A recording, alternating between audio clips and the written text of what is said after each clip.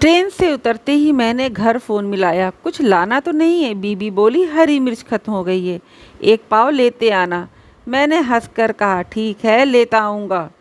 Station से बाहर निकलकर मैंने सड़क की तरफ चल रही राह पर एक बूढ़ी अम्मा दिखाई दी। फटी पुरानी साड़ी, माथे पर पसीने की लकीरें और सामने रखी एक छोटी सी टोकरी जिसमें बस कुछ हरी मिर्च और 2-4 सब्जियां थीं। मैंने पूछा, अम्मा हरी मिर्च का क्या भाव है? अम्मा बोली, बाबूजी 20 रुपये पाव। मैंने आदतन कहा, 15 लगा दो। अम्मा ने धीमी आवाज़ में कहा, बाबूजी 5 रुपये भी मेरे लिए बहुत होते हैं, थोड़ा मुझे भी कमा लेने दो। उनके स्वर में कोई तंज नहीं था, बस एक थकान थी, एक उम्मीद थी और शायद जिंदगी का बोझ भी। मैं बिना कुछ बोले वहाँ से आगे बढ़ गया।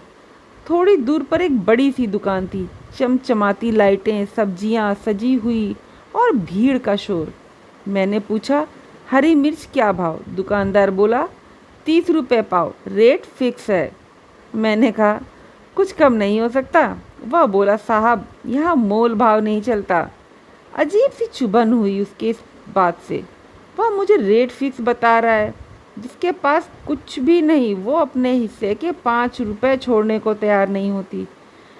मैं वापस मुड़ा और उसी अम्मा के पास आ गया। अम्मा ने मुझे देखा, मुस्कुरा दी। आ गए बाबूजी, मिर्च ले लीजिए, बहुत ताज़ी है। मुझे नहीं पता क्यों, लेकिन उनकी मुस्कान में जैसे कोई अनकही कहानी छिपी थी। मैंने कहा, अम्मा 2 पाव तौल दो और भाव की चिंता मत करना। अम्मा का चेहरा खिल उठा, जैसे किसी ने उनके मन की धूल झाड़ दी हो। मिर्च देते हुए बोली, बाबूजी पहले मेरे आदमी की छोटी सी दुकान थी, अच्छा चलता था, पर बीमारी ने उन्हें तोड़ दिया और दुकान भी। अब बस ये टोकरी ही है, इसी के सहारे गुजारा करती हूँ। कहते कहते उनकी आंखें भर आईं।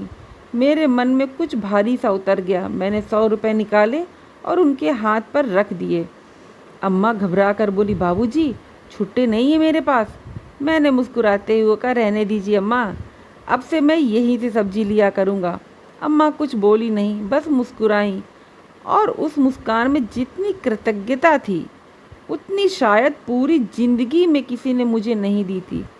उस दिन घर लौटते समय एक बात दिल में साफ हो गई। हम अमीरों के पास जाकर कीमत नहीं पूछते, पर उन लोगों के सामने मोल भाव करते हैं जो हर दिन अपने हिस्से की धूप झेलते हुए जीवन का संघर्ष लड़ते हैं। असल गलती हमारी सोच की है। हम चमकदार दुकानों को इज्जत देते हैं, पर मेहनत और सच्चाई से भरी हथेलियों की कीमत भूल जाते हैं।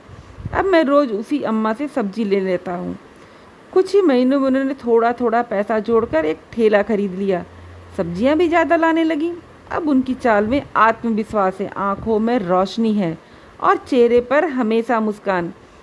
कभी कभी लगता है मैंने सिर्फ उनके ठेले को नहीं, उनके मनोबल को भी खरीद कर लौटा दिया है, और बदले में उन्होंने मुझे एक अनमोल सीख दे दी है।